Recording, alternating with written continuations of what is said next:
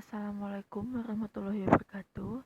Di sini kami dari kelompok 6 yang beranggotakan yang pertama ada Dia Yuna Purwantiningsih NIM 218, Singgi Habib Nugroho NIM 219, Farisa Amiyatun NIM 220, Vianney Eka Sari NIM 223, dan Desi Rahmawati NIM 224. Di sini kami akan mempresentasikan mengenai bisnis kuliner ala geprek bensu. Baik, akan saya jelaskan yang pertama mengenai profil geprek bensu.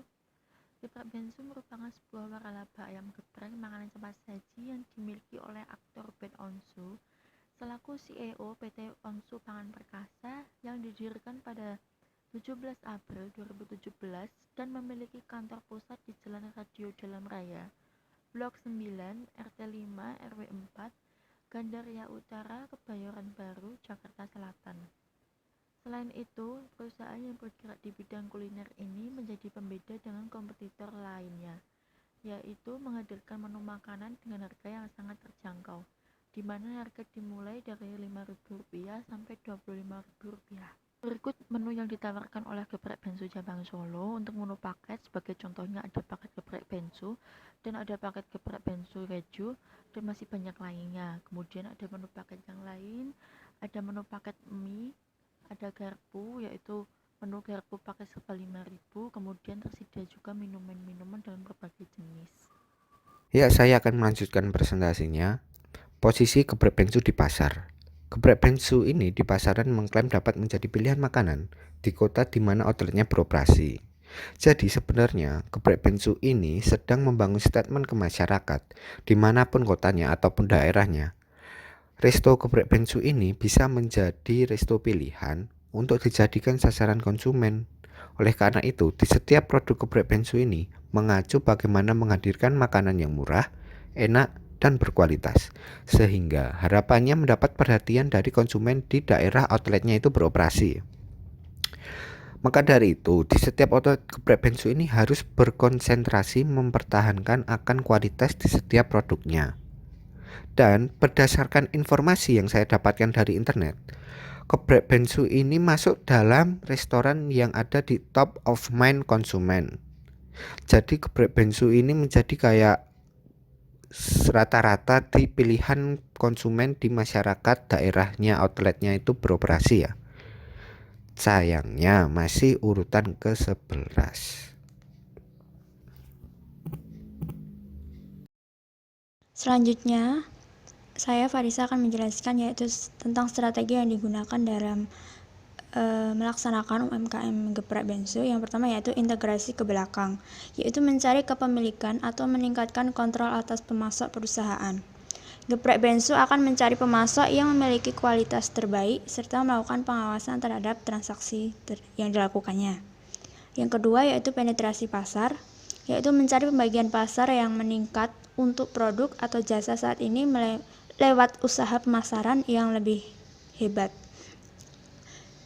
yaitu dengan mencari jasa atau menggunakan public figure untuk mempromosikan makanan yang dijual akan lebih mudah dalam memasarkannya. Yang ketiga yaitu pengembangan pasar, yaitu memperkenalkan produk atau jasa baru ke area geografis yang baru. Saat ini sudah banyak outlet, bahkan telah tersebar hampir di seluruh Indonesia. Selain itu, geprek bensu pun juga berencana akan mengembangkan produk-produknya ke mancanegara. Baik, saya akan melanjutkan Mbak Farisa. Yang selanjutnya yaitu implementasi strategi. Implementasi strategi dari geprek bensu. Nah, geprek bensu sendiri didirikan pada tahun 2017.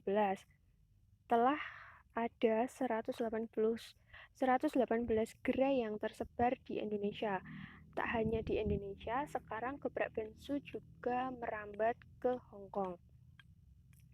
Dalam waktu dekat, geprek bensu akan berekspansi ke Taiwan dan Amsterdam, Belanda. Pemilik dari geprek bensu sendiri yaitu Ruben Onsu pernah mengatakan bahwa dalam mengembangkan bisnis, membuka banyak gerai saja tidaklah cukup. Kolaborasi dengan pihak lain dalam mengembangkan varian menu geprek adalah kunci sukses berikutnya. Nah, benar adanya bahwa mengembangkan banyak gerai saja tidaklah memicu kesuksesan suatu usaha. Di era zaman sekarang ini, mengembangkan varian-varian terbaru dalam produk itu juga perlu, karena dengan adanya variasi-variasi produk yang baru itu bisa membuat orang atau pelanggan yang melihat itu ingin mencoba atau merasakan varian-varian produk atau menu yang ditawarkan. Nah, di era digital juga ini Geprek Bonsu sudah berkolaborasi dengan GoFood dan GrabFood sehingga memudahkan pelanggan konsumen itu memesan tanpa harus datang ke tempat Geprek Bensu. Apalagi di era COVID seperti ini, jadi kebanyakan itu lebih suka GoFood atau GrabFood. Nah, GoFood juga GrabFood ini untuk meningkatkan pengalaman baik bagi pelanggan, mitra pengemudi, dan merchant lainnya. Baik, selanjutnya, capaian perusahaan atas implementasi strategi pada perusahaan Geprek Bensu. A. Program. Implementasi meliputi serangkaian program periklanan dan promosi untuk mendorong minat pelanggan terhadap produk dan jasa suatu perusahaan. Perusahaan Geprek Bensu. Yang pertama, melakukan promosi melalui Instagram, Facebook, dan iklan TV. Yang kedua, memberikan diskon pada hari besar seperti Ramadan, liburan anak sekolah, dan sebagainya. Yang ketiga, menjadikan artis sebagai brand ambassador. Selanjutnya, B. Anggaran.